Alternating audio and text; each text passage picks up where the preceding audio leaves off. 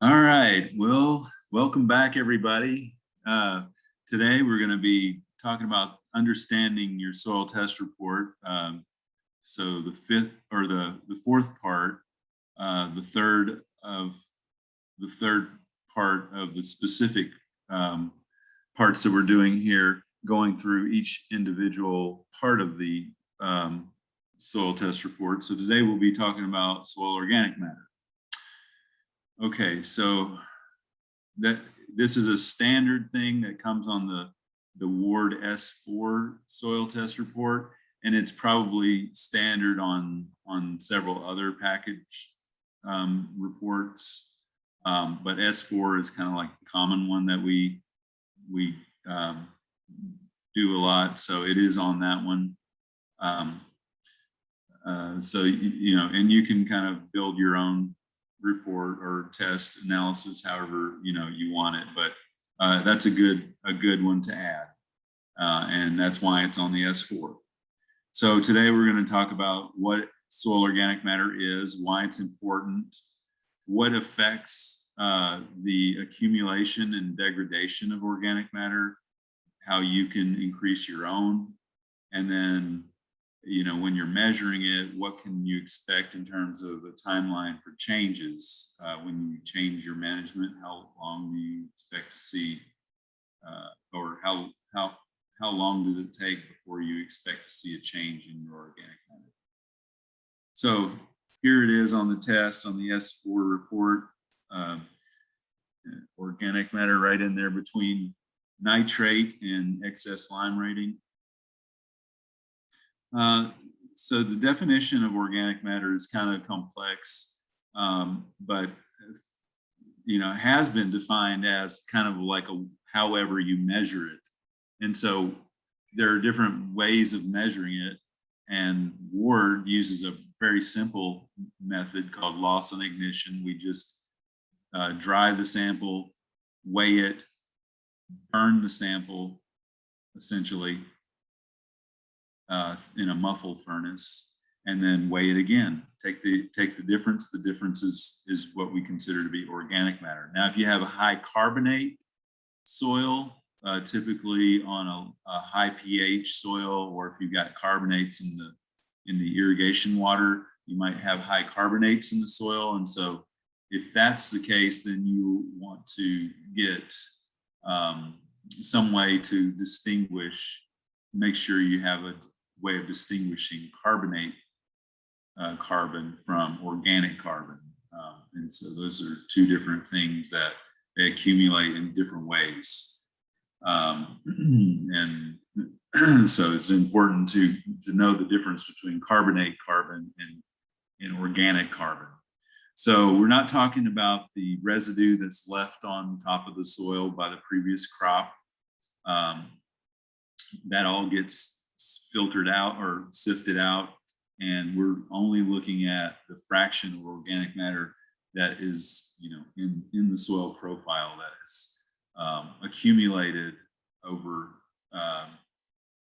over many years. And so there's what we were measuring is an accumulation of stable carbon, organic carbon forms that are resistant to microbial decomposition. And so those, according to the research, organic matter is a heterogeneous, it's a lot of different things. When you try to measure it, it has different pHs and different compositions. So there's just a lot of different ways that it can react, and that gives it a lot of different functions. But essentially, this is a good definition, I think. Oops, go back here. Wanted to highlight my pointer here. So this definition here is an up-to-date definition, and it represents the homogeneity or the heterogeneity of organic matter in soils. It includes hemicellulose, lignin, and humus, which is a general term also for a lot of different things that now are called humic substances. And what we're not talking about is organic carbon forms that are easily degradable by microbes, like sugars, starches, proteins, and cellulose. Those are forms of carbon that are readily broken down. And that's the kind of stuff that in the residue, that's why you don't see, a lot of the residue from, 2 years ago, because it's that easily digestible stuff for the microbes. And so I mentioned that it's a heterogeneous composition, but one of the components of organic matter is humic acid. And so you can see this chemical structure is very complex, but it has different functional groups on it. This gives rise to the cation exchange capacity that it has. And then right here you have a sugar, and this can be cleaved off by the right microbe with the right enzyme activity or enzymes. And then here is like a protein or peptide functional group. And so that can, give up nitrogen in the form of plant available nitrogen, or if it was missing, it could hang on to some nitrogen that was floating around. So, this kind of gives you an idea of what it is and how it functions.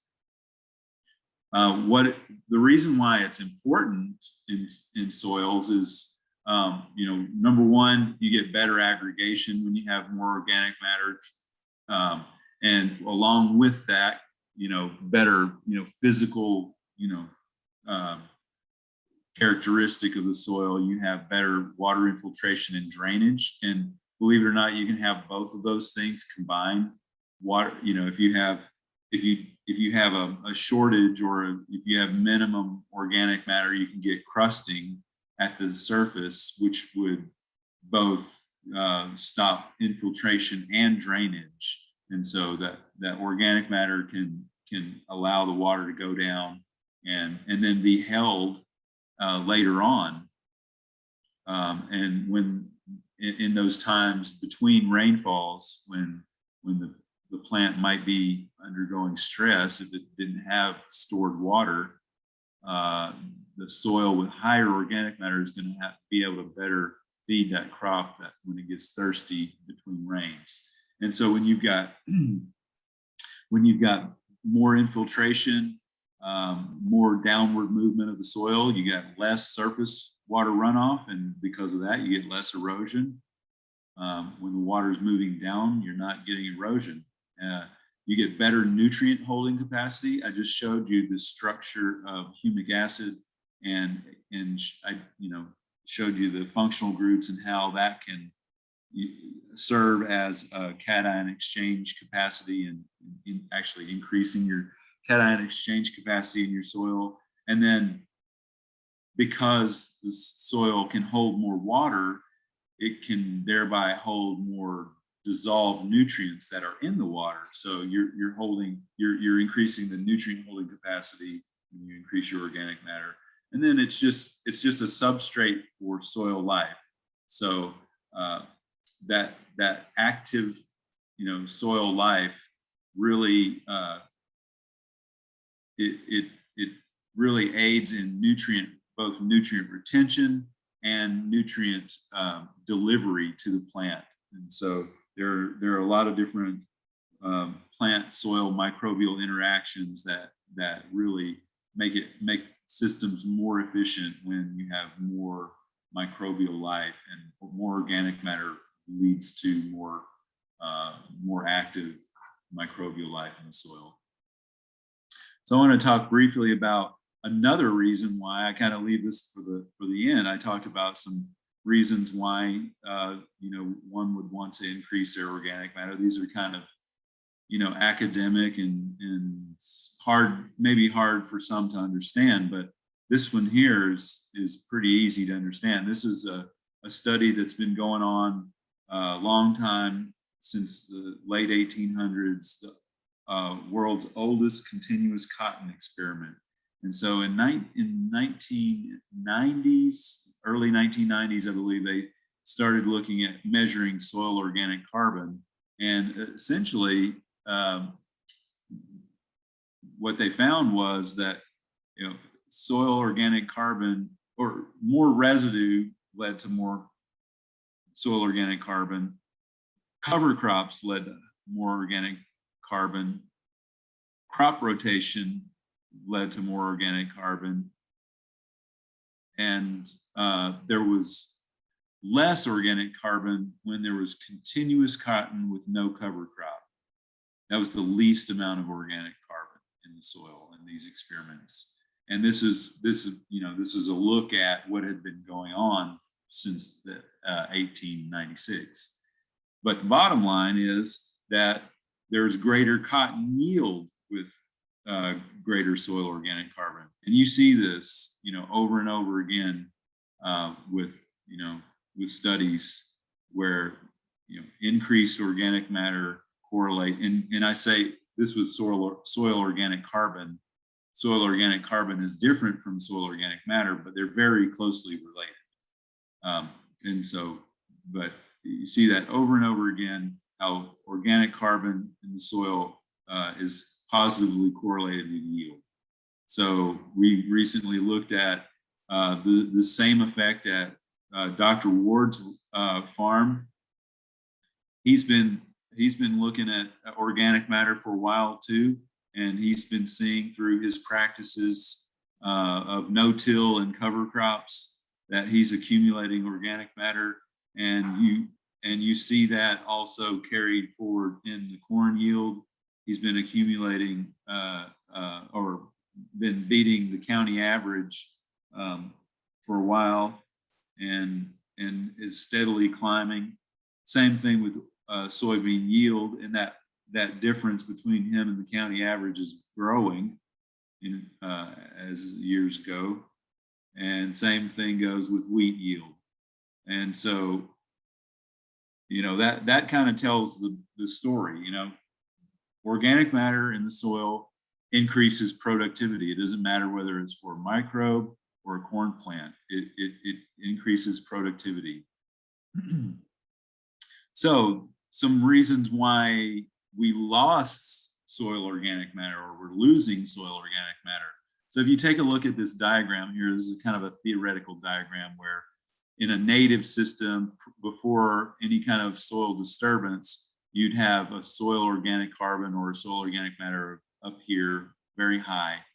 And then as we begin to till the land, apply fertilizer, nitrogen fertilizer, separate animals from the crops, and stop using cover crops, we decline in organic carbon. So one of the most important reasons is the disturbance. So when you have an accumulation of carbon, you have an accumulation of carbon input to the soil. And that carbon input every year from the sun, the plants are capturing solar energy, and then they transfer that into carbon, or different carbon sources. So as long as that carbon is being added year after year after year, and the soil is undisturbed, the microbes have a hard time finding the carbon. They can't move very fast. They have to kind of rely on what kind of comes into contact with them. They don't move around very much at all. So you have this net accumulation of carbon because the microbes can't get to it. Well, once you mix that up, you stir it up, you get the microbes in contact with the food that they eat, then they begin to eat it. Well, it doesn't happen all at one time. It takes a while for it to slowly digress, and it does. And so if we continued on with the status quo, we would continue reaching this equilibrium. All right, this was an equilibrium up here, but we perturbed the system. We introduced a new management, a new practice into the system. And then as we did that, since we've done that, we've been approaching a new equilibrium. Most we may have not gotten there yet. Some may have gotten there. You know, it's one of those slow, gradual things that happens. Well, guess what? It's the same way on the reverse. When you want to reverse the effects of conventional farming, it's going to take a while. Now you see a different type of response, but it's not necessarily going to get back to even where we were. We could get back to where we were, depending on the management system, everything. But you know, how you get to back to where you were is dependent on the environment where you are, you know, including the soils and weather, your management strategy. Are you know, doing all the things, completely minimizing disturbance? As long as we're adding nitrogen fertilizer, we're going to have trouble getting back to a native system, because the addition of nitrogen fertilizer just in itself is going to speed up the decomposition of carbon, or the decomposition of organic carbon. So that's going to kind of set things at a lower threshold. But if you can do everything else, add carbon as much as you can. Don't disturb. You know, get either animals or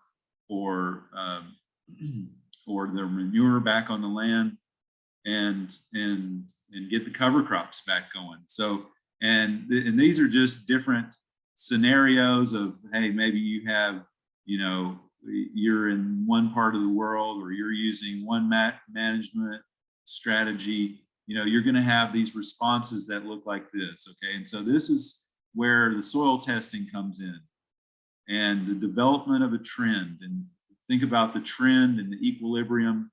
We had an equilibrium here. We started disturbing the system. We approached a new equilibrium.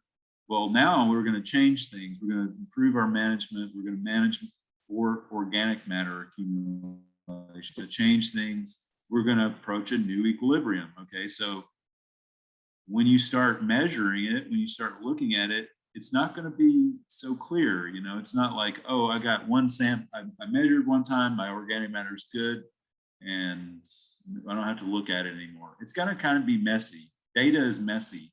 And so as you're tracking it, you're going to want to track it over time and look for the trends.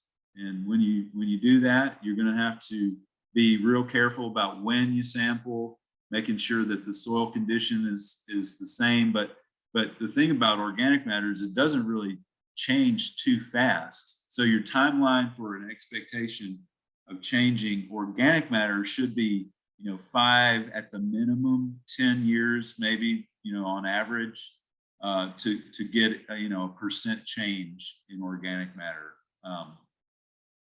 And so those are the kind of things you want to think about. Now, we do offer some other tests at Ward. Permanganate oxidizable carbon, POC, is one that I like, particularly as it relates to organic matter, because it can tell you, it can give it a kind of a compass in terms of your management strategy. Is this management strategy accumulating carbon, or is it not? And you can tell that in a shorter time frame than in 5 or 10 years, maybe 1 or 2 years even. So this is looking to be a promising soil carbon test, but it doesn't. I'm not trying to take anything away from the organic matter. It's very useful, and you do want to track that over time. But just keep in mind your horizon for seeing changes is going to be different, and it's going to be a while, because these things are resistant to degradation. Therefore, there's not many of them. That what's resistant to degradation is a very small quantity of what gets added every year. So, and if you can do whatever we have to do whatever we can to make the conditions favorable for that accumulation. So, we'll recap. Minimize disturbance, plant cover crops, integrate animals. If you can't put animals back on it, then get their manure. There's a lot of places that have too much manure. and a lot of places that don't have enough. So I think if we could close that gap, we'd be in good shape. And then, this is a hard ask, and I recognize that, but the soil environment it's a living environment, and the life forms that are there, they're like us. They need like a hospitable environment that's not harsh, neutral pHs, not a harsh chemical environment. So whenever we spray chemicals, whatever it is, whether it's insecticide, fungicide, herbicide, or even chemical fertilizer, that can be harsh on the microbial environment. And so as we evolve, we're going to have to start looking at these other ways if we're going to try to maximize our soil carbon. With that, I'll close, and want to show you this one more time to just give you an idea of this number here. 4.4 is a pretty good number for organic matter, depending on your environment again. But look for that to change with these practices on about a 5 at the minimum 10-year timeline. With that, I'll show you our contact information. Of course, give us a call if you have any questions. There's somebody there that can answer your questions and get you set up with the right kind of test.